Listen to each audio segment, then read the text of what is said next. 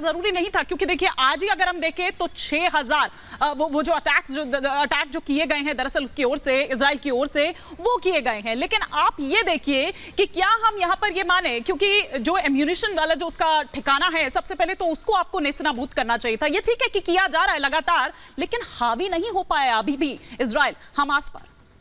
और देखिए हावी तो नहीं हो पाया है, शायद मैं इसको मानूंगा नहीं, क्योंकि देखिए अभी क्या है कि जो स्ट्रैटेजी है वो बहुत क्लियर कट है कि एक ऑफेंसिव जाएगा नॉर्थ से, ईस्ट से और वेस्ट से वो सी कोस्ट से भी जाएगा।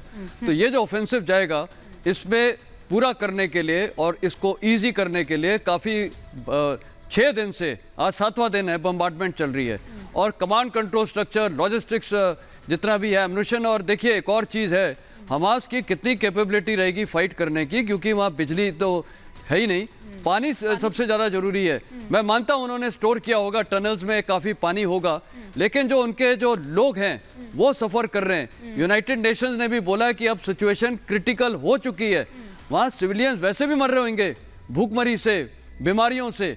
तो क्या हमास की जो वहाँ की जो जनता है, फिलिस्तीन की जनता, मेरे ख्याल एक स्टेज ये भी आएगा कि वो भी ये हमास को बोलेंगे आप आत्मसमर्पण करो या करो।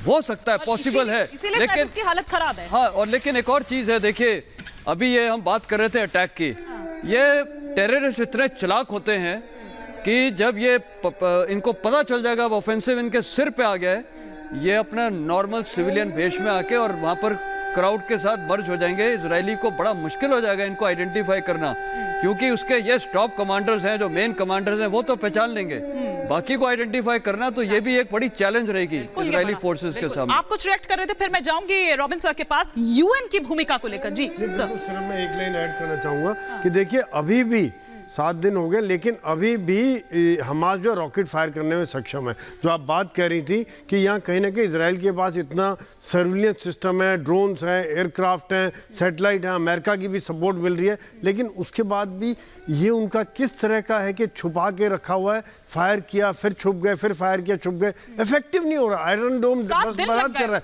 लेकिन फिर भी फायर करने में सक्षम हो रहे हैं। ये बात जरा थोड़ी सी चिंताजनक हो जाती है। मैं यूएन की भूमिका को थोड़ा रॉबिन सर यहाँ पर समझना चाहती हूँ, फिर कर्नल शैलेंद्र मैं आपका रुख करूंगी कि उसका काम क्या है। मतलब सिर्फ आंखें वो मतलब देख रहा है वहां पर, वो कोई उसकी और भूमिका नहीं है, सिर्फ आंकड़े बता देना, क्या सिर्फ एक यही उसकी भूमिका है? अगर हमास को लेकर कोई बैठक भी होती है उसके बाद क्या हुआ? कुछ तो किया नहीं उसने फिलहाल। यस, यूएन की केवल यही भूमिका है, स्टेटमेंट्स दे रहा है। इनफैक्ट कल यूएन सेक्रेटरी जनरल ने कहा ये जो हो रहा है ह्यूमैनिटेरियन क्राइसिस है, और इनफैक्ट नॉर्वे ने आज कह दिया वॉर क्राइम है, 11 लाख लोगों को बोलना कि आप अपना इलाका छोड़ो। तो यूएन जो कह रहा है इनइफेक्टिव है, मेन प्लेयर्स जो काम करेंगे। मैं 1-2 क्विक पॉइंट्स कहना चाहता हूं। ईरान ने इनको वेपन्स दिए हैं या इन्होंने लिए हैं, बड़े साल से प्लानिंग कर रहे थे। ड्रोन्स किधर हैं? ईरान दुनिया में इस समय ड्रोन्स का अच्छा खासा एडवांस्ड है, तो क्या ये हो सकता है नीचे से ड्रोन्स लाए हुए हैं, रखे हैं?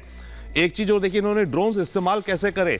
जब इन्होंने अटैक किया तो जो फेंस है, जो बॉर्डर, उस पे वॉच टावर होते हैं, वो सब सीमेंट कंक्रीट के थे, पर वो ऊपर से ओपन है। इन्होंने ड्रोन फेंक के ऊपर से मारे इजरायली सोल्जर्स को।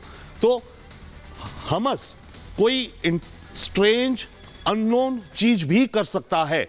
फॉर एग्जाम्पल ड्रोन्स पड़े, अब टैंक्स आ रहे हैं, अब हमस के पता चला सडनली हजारों ड्रोन्स आ रहे हैं इनके टैंक्स के ऊपर, या कोई और game changer. So we do not know that, but yes definitely I mean Israel तो हैमर की तरह जा रहा है, करेगा, चुनौतियां हैं वो हम सब समझ रहे हैं, बट कोई अननोन सडन स्ट्रेंज, जैसे पैराग्लाइडर्स पहली बार यूज हुए, अभी तक पैराग्लाइडर्स कहीं ज्यादा हमने सुने नहीं थे दुनिया भर में कि आतंकी आकर के ऐसे करके ऐसे करे।